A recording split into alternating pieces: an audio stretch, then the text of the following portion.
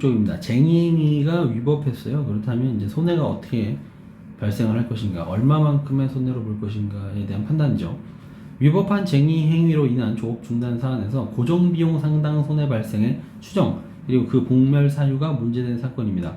제조업체가 위법한 쟁의행위로 조업을 중단됐죠.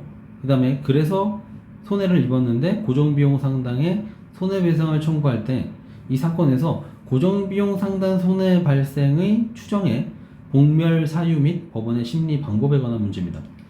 쭉 보시면 되는데요. 특별한 사정이 없는, 사정에 간접 반증이 없는 한 제품이 생산되었다면 그 후 판매되어 당연히 판매되겠죠. 생산, 판매. 그럼 제조업체가 매출 이익을 얻겠고요.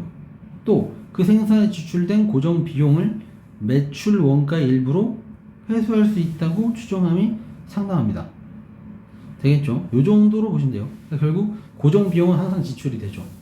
내가 이제 제품을 생산하지 못하더라도 계속 근로자들이 항상 쉬는 날이 만약에 그럼 그래도 임금은 나가잖아요. 그 고정 비용이고, 또는 땅을 임차하고 있다면 내가 잠깐 생산을 하지 않고 있더라도 계속 그 땅 토지 임차료는 계속 나가요. 뭐 이런 것들 고정적으로 계속 나가는 것들, 기계를 계속 돌려줘야 되기 때문에 어쩔 수 없이 뭐 기름을 계속 써야 된다. 이런 고정 비용들은 계속 나가는데 그걸 제품을 생산해서 판매하고 그 이익을 통해서 고정 비용도 상쇄시킨다라는 겁니다. 고정 비용은 그러니까 마이너스예요, 맞죠? 마이너스요, 원래.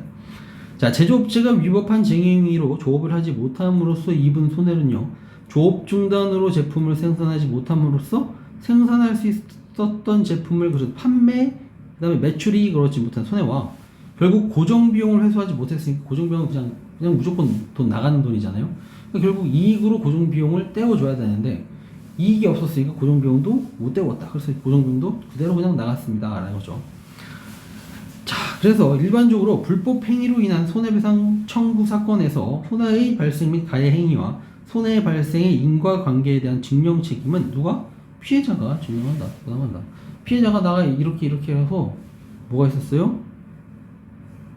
그러니까 피해가 있었어요, 손해가 있었어요 라는 건 당연히 피해자가 증명하는 겁니다. 불법 행위니까요. 잘 알아두세요. 체불이랑 다릅니다. 자, 따라서 고정비용 상당 손해의 배상을 구하는 제조업체는요, 위법한 쟁의 행위로 인해서 일정량의 제품을 생산하지 못하였다는 점, 얘네가 쟁의 행위에서 생산을 얼마만큼 못했어요. 그럼 손해죠. 그러니까 당연히 못 팔겠죠. 못 팔면 돈이 없죠. 돈을 못 받죠. 그럼 고정비용이 돈 못 가요.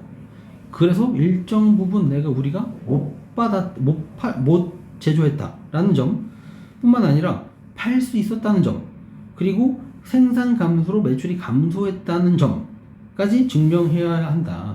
실제 소송 과정에서는요, 조업 중단으로 매출 감소를 증명하는 건 쉽지가 않으니까 결국 간접 사실로 가자라는 겁니다. 아니, 당연히 그렇잖아요. 우리가 조업 중단으로 생산을 못했어요. 매출 감소되죠. 그러면 그러니까 이익이 없죠. 그러니까 매출 감소가 되는 그 과정들을 다 일일이 입증하기 힘들잖아요. 아까처럼 생산이 줄었어요. 판매가 줄었어요. 그러니까 이익이 줄었어요. 고정비용 못 받아갔어요. 그 고정비용은 또 나갔어요. 그러니까 손해가 커요. 이렇게 일일이 하나하나 요건들을 다 증명하는 건 어려우니까 간접적으로 증명을 통해 손해 발생이라는 요건 사실을 인정할 현실적인 필요가 있다. 이걸 다 입증하라고 하기는 너무 부담스럽다라는 거죠. 그래서 정상적으로 조업이 이루어졌더라면 주로 얼마를 벌었고, 이게 필요하겠죠. 그러한 경험치기 투자바. 만약에 이 제품 자체가 적잖아, 이런 거여서 판매 가능성도 없고 이윤 가능성이 없어요. 그렇다면 당연히 이거는 까야 되겠죠, 당연히. 맞죠? 이러한 간접 반증이 없는 한 이건 완전 쓰레기 제품이어서 어차피 못 팔려요, 안 팔렸던 제품이에요 라고 까지 않는 한 평소에 얼만큼의 이윤을 얻었었는지를 터잡아서 제조업체가 결국 그래서 얼만큼의 이익을 얻고 결국 회수할 수 있었다. 돈을, 매출 원가의 고정비용을 얼만큼 회수할 수 있다고 추정함이 결국 상당하다라고 판시하여서 증명 부담을 다소 완화시켜 왔습니다. 됐죠?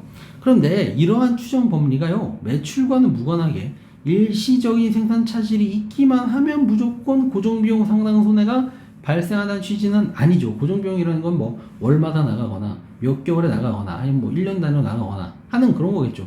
자재대금 이런 것들도 고정비용이죠. 어느 정도. 그래서 쟁이가 한 이틀 있었는데 야 그럼 이틀 차임 감해 그러고 탁 돈 뺏어가고 하는 게 아니라 위법한 쟁의 행위로 조업이 중단되어 생산이 감소하더라도요.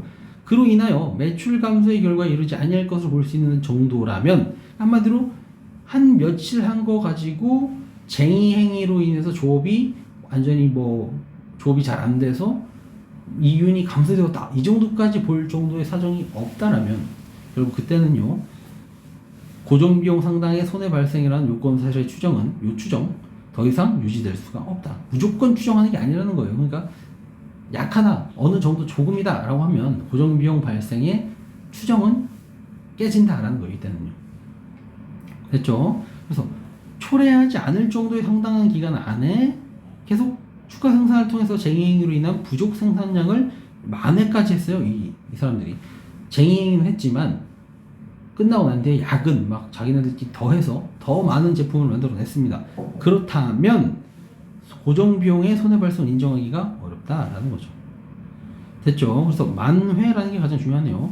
만회함으로써 매출에 영향을 끼치지 않을 개연성이 있다라면요 근로자가 그러한 사정을 증명해야 된다라는 거죠. 됐나요? 그래서 모든 자료를 다 저기 고려해봐라 라고 해서 이 자료들이 사실은 누가 가지고 있죠? 원고가 다 가지고 있을 거예요. 그래서 그러니까 원고한테 네, 이렇게 해볼 수 있는 거죠. 그래서 증거의 구조적 편제로 인한 불합리한 결과가 발생하지 않도록 유의해야 한다라는 것까지 알아두시면 좋겠습니다. 자, 원칙은 위법한 쟁의 행위로 인하여 손해가 발생한다는 거 개개 요건들을 다 증명하기는 어렵다. 그러니까 고정 비용이 그냥 나가는 건 항상 무조건 나가는 거죠. 고정 비용은. 그래서 고정 비용이 나갔다라는 사실은 추정이 돼요. 그런데 무조건 추정되는 게 아니라 이 사람들이 이제 쟁의 행위를 한 사람들이 쟁의 행위를 멈추고 자신들이 못한 만큼들을 더 열심히 일을 해서 고정 비용을 메꿨다라는 걸 증명을 한다면, 입증을 한다라면, 그렇다면 이 고정 비용의 지출에 대한 당연한 추정은 배제, 봉면할 수 있다라는 겁니다. 그러면 이 사람들이 이 쟁의 행위를 했던 사람들이 열심히 해서 만회를 했다는 건 대부분 보면 사장이나 임원들이 가지고 있어요. 그럼 반대측에 있는 사람들이 가지고 있는 거잖아요. 그럼 이 사람들이 반대측이 가지고 있으니까 노조나 이 근로자들이 주장하는 부분에 대해서 입증을 이 정도까지만 하면 그 다음부터는 사실 사용자 측에서 그 부분에 대해서 다시 증명을 해야 될, 반박을 해야 될 그 의무가 있다라는 거죠. 여기까지 보면 될 것 같습니다. 여기까지 할게요.